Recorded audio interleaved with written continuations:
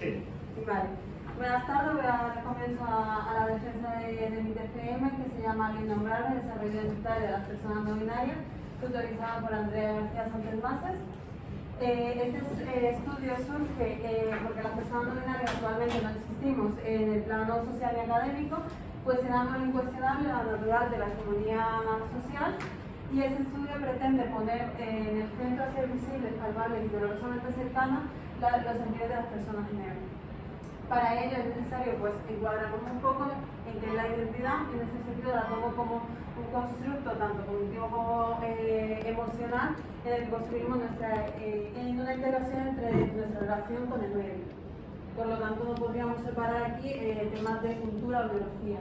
La identidad sexuada sería el correlato de la historia que hacemos de nuestra biografía sexuada, y en ella estaría desde el momento que antes de nacer hasta la muerte, por lo tanto es tanto innata como adquirida, y entraría todo lo que es el organismo y tal. Yo entraré en debate si es sexo o género, sino que utilizaré una denominación propia que es identidad sexual interpersonal, ya que para mí lo importante está en que somos personas y en que aquí se están vulnerando derechos humanos que no se ponen en cuenta.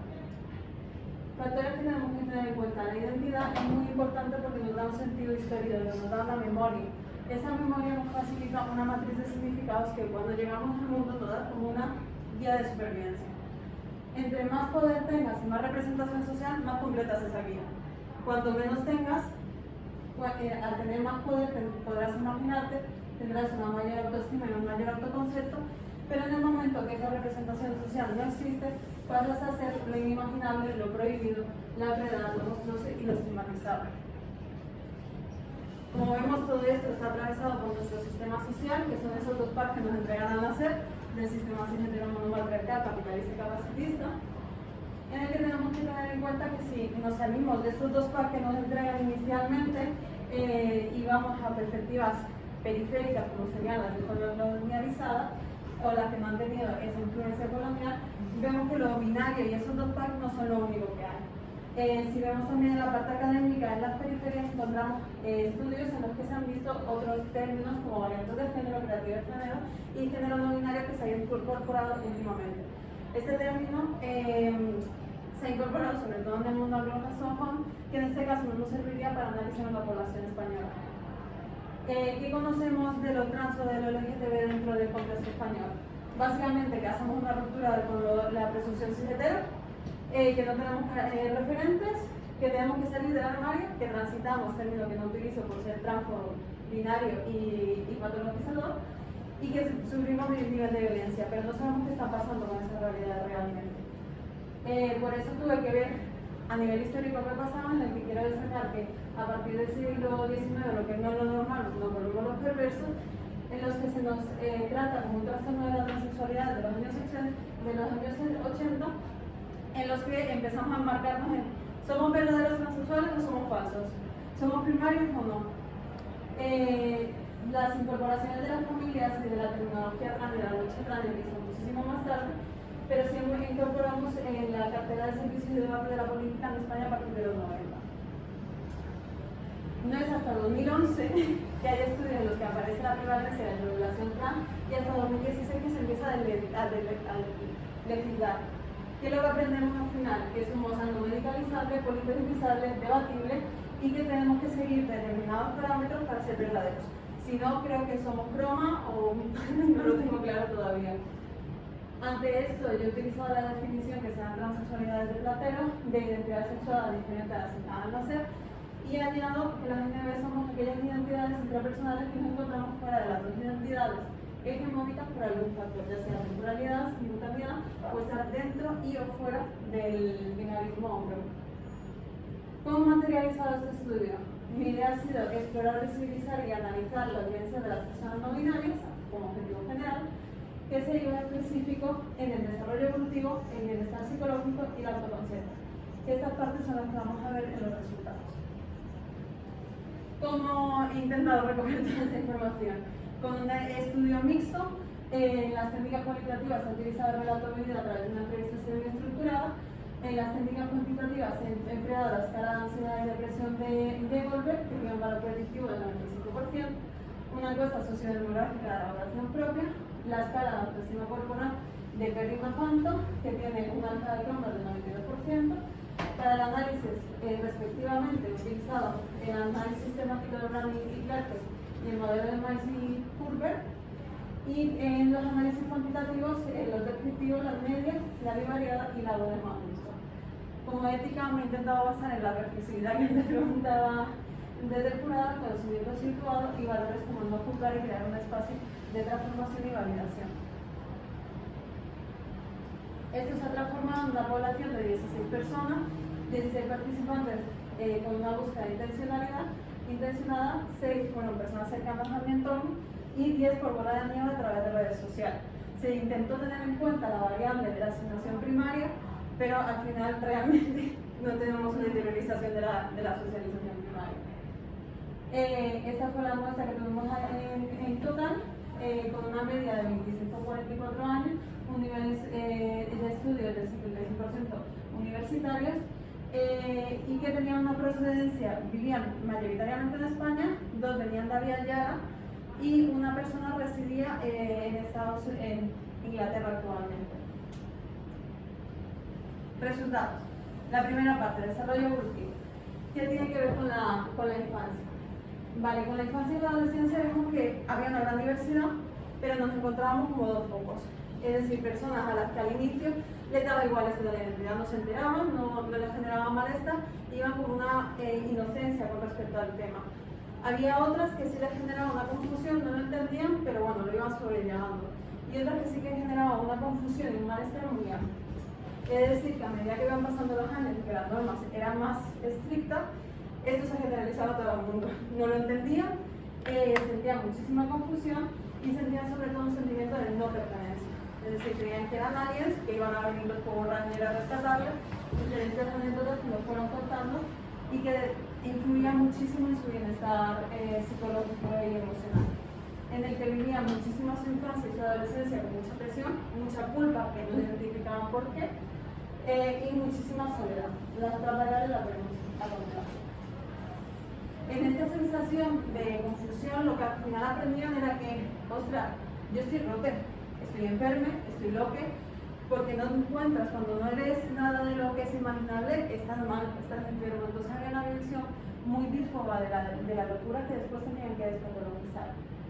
Y la visión que se daba desde fuera no era solamente externa, es decir, se veían como diferentes, pero es que las demás personas también no les identificaban, eran como, eres un niño o una niña, eres maricón, eres una marimacho, no les encuadraban a la mayoría de personas tampoco.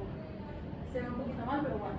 A partir de esa conciencia de la diferencia, lo que generaba es que la gente empezaba a hacer una hipervigilancia de todos sus comportamientos, de todo lo que hacía, y estudiaba los estereotipos. Somos analistas, a ver cómo nos podíamos comportar, interiorizábamos así muchísimo machismo y tomábamos, por así, 5 estrategias de supervivencia que han sido las que yo he recogido. Por un lado, camuflarnos de alguna manera, ya sea a través de esas opciones, una propensión de otra identidad que veremos más adelante, una intransigencia, esta es mi identidad y hasta aquí, eso solo lo vimos en un caso, búsqueda de espacios alternativos y la sintomatología disociativa, era una estrategia de supervivencia.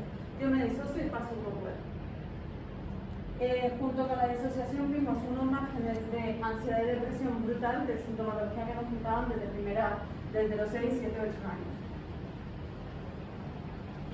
Con relación a la parte académica, a la escuela, he de decir que no suele haber fracasos por algo, así que sí se da normalmente en población transbinaria, porque normalmente tomaban la estrategia del estudiante moderno, ya fuera por nota o ya fuera por comportamiento, buscaban la validación a través del profesorado, ya que no la tenían con sus compañeros quienes vivían una alta tasa de acoso escolar.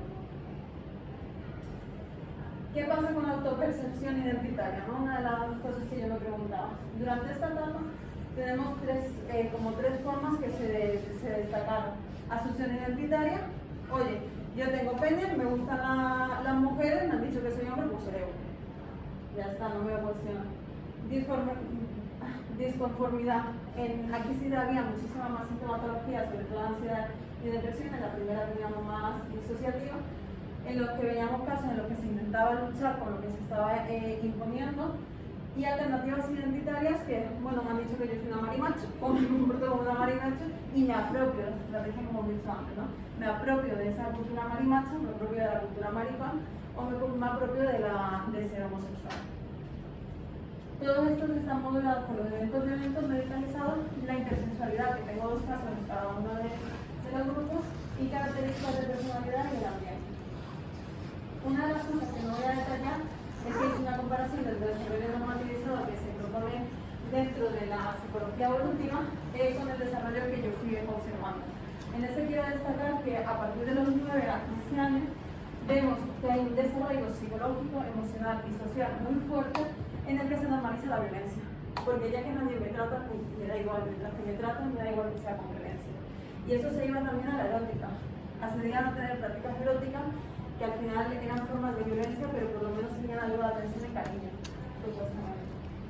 Y aumentaba la sintomatología de manera muy amplia. Aquí la gente directamente decía, yo me dedico a la adolescencia y así. A continuación vamos a pasar al siguiente bloque, que fue la autodeterminación. Fue un apartado que a mí me sorprendió, porque yo pensaba con esto del tránsito que teníamos una autodeterminación, pues no, tenemos muchas autodeterminaciones. Y antes de conocer el término, cuando estamos aquí en el limbo, vi que había una autodeterminación con respecto a la ropa y el pelo. Se autodeterminan cómo se van a expresar, cómo se van a identificar, y aquí empieza a haber una disputa con me muestro, pero recibo violencia, pero si no me muestro estoy fingiendo, y empieza a aparecer un síndrome que veremos muchísimo, que es el síndrome de los impostores. Con la autodeterminación del término se dan normalmente en la veintena a través de las redes sociales, y los términos que más suelen encontrarse primero son genderqueer y genderfluid, a lo que muchas veces genera confusión, no lo entienden y como que se conoce el término varias veces hasta que como que cala, ¿no? O está preparada la persona. Aunque había muchas formas de llegar al término, de vivenciarlo, sí vi como dos procesos, que era cuando había un término específico, como eran estos dos, que se daba este camino, o cuando conocían el término no binario directamente con una aplicación más profunda. Aunque estos realmente son factores que se van intercalando según las historias, pero que nos sirven para orientarnos con este proceso. Aquí me voy a detallar en la asimilación, que es cuando, bueno, ya conozco el término, soy una persona no binaria. ¿Qué pasa? Tengo una resignificación de mi cuerpo ya no es de hombre o de mujer, o si lo es, o qué pasa con esto. Resignifico mi pasado. Oye, quizás aquello que viví era porque era trans, quizás aquello que viví era de disforia. Resignificas el futuro porque tus expectativas sociales y la mapa de privilegio que supone lo trans es bastante duro. Hay un sentimiento de pertenencia que genera una responsabilidad social. Oye, ¿y ahora tendré que educar o no educo? Y si no lo hago, ¿soy una buena persona o no? La expresión sexual también genera un cambio, que aquí interviene el mito de la androginia y la carencia de referentes y apoyo. Y hay una disonancia continua entre la socialización primaria, la socialización trans, me van a violentar si expreso mi identidad y quiero expresarme, ¿no? Entonces aquí tenemos como un proceso continuo de reflexión, crisis y decisión en el que estaban todos los participantes. Cuando se da el término, una de las cosas que se suele dar es la salida del armario o esa ruptura de las expectativas, que depende de los recursos que tengan esas personas, de las diferencias entre la persona objeto, es decir, en el ámbito laboral no solían salir del trabajo, pero con las parejas sí, o con los vínculos. Y todo dependía de qué resultados creían más probables. Si tenían miedo, pero les iban a aceptar, si iban a entrar en un debate perpetuo, si iba a haber un duelo, por así decirlo, por parte de la otra persona, o si había una mejora del vínculo. Aquí había un cambio. Otra cosa que había mucha diferencia es la legitimifobia que habían interiorizado a lo largo de su vida, en donde el primo más influencia fue con respecto al lenguaje y los baños, y del proceso trans lo que se vivía es una incorporación de muchísimos mitos, que ahora hay que trabajar. Quiero destacar que de los sentimientos desencadenados por la identificación como no binarios, lo que más me llamó la atención es que dijeron que a partir del término dejaron de sobrevivir y empezaron a poder vivir, lo cual me resulta bastante duro. Con respecto al cuerpo, he de decir que la disforia no tiene el mismo significado que en el DSM-5, sino que se utiliza más como el trabajo con el cuerpo y la lectura que hacen en el espacio, Hay una reapropiación muy de términos feministas de yo habito otra vez mi cuerpo, yo me empodero de mi cuerpo, de reconquista. Las zonas que había más problemas con la autoestima solía ser el pecho y el vello corporal, en los que se destacaban moduladores corporales como el maquillaje, el uso de chaqueta, el uso de camisas, se destacó el uso del binder y las operaciones, que hubieron 3, pero había muchísimos planteamientos, sobre todo de la operación de pecho, de otras operaciones no hubo. Con respecto a la autoestima corporal, en la escala tuvimos un caso peculiar, y es que una persona de género fluido me contestó 2 veces la encuesta por su identidad como hombre y por su identidad como mujer, así que ¿qué hacía yo como investigadora con esto? Así que vi que había una alfa de bomba muy parecida entre una y otra, y que las puntuaciones no cambiaban mucho. Tenemos mejor puntuación en la cara, aquí arriba lo llevamos muy bien, pero el tronco tenemos ciertas dificultades que con las medidas comparativas que encontramos con estudiantes que era lo más cercano que tenía, bajamos bastante. Hice aquí, el minimalismo me invadió y dije, ¿habrá diferencias por nuestra socialización? Y pasé la web de Twitter a ver si había diferencia en la media, y me encontré que no, menos en la nariz. Si alguien me lo explica, me ayudaría mucho, que eso fue algo, un dilema importante. Las medias mayores se dieron en las medias sí vi que de estómago para arriba, y con respecto a la escena erótica, las personas con vulva teníamos puntuación, y de estómago para abajo, la piel y el peso tenían mayor preocupación las personas con pena. Aquí creo que sí influye el tema de la sexualización de las personas con vulva.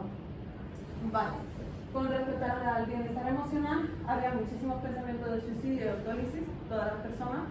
Me dijeron que había en la encuesta sociodemográfica, que 7 de ellos presentaban ansiedad y 7 depresión, pero en la escala de ansiedad y depresión dieron todos el 100% y con una escala bastante alta. Creo que esto se da porque al incluir un estudio de la minoría, como plantea Meyer, hay una normalización de la violencia y la sintomatología, y no identificas que estás viviendo un proceso de ansiedad y de depresión. Finalmente, las conclusiones: crecemos siendo la otra edad, por lo tanto una sintomatología desde la infancia que necesitamos leer de una forma no capacitista y viendo el espacio hostil en el que nos desarrollamos, en la que he tenido las limitaciones de mi propio proceso de resignificación, ansiedad y validación, la búsqueda del equilibrio entre el tiempo, lo que quería hacer con el bebé, espontáneo demostrar la pandemia, que ha sido una variable importante, y la carencia de bibliografía en muestra comparativa. Como propuesta de investigación, quiero resaltar que en la etapa educativa tenemos que trabajar el acoso escolar, porque es algo que ambienta de una manera neutral. La atracción sexual es una variable que tenemos totalmente perdida para las personas no binarias, y la necesidad de trabajar el acompañamiento de las personas que ahora estamos viviendo este proceso. Profesionalmente pido que nos tenemos que revisar, incorporar y fomentar a lo que en el trabajo, como tengo una tablita con ideas de cada una de ellas. Así que aquí tienen la bibliografía. Muchísimas gracias a las personas que han hecho posible esto, por escucharme, y quedo a la disposición del tribunal para lo que quieran preguntar. Muchísimas gracias.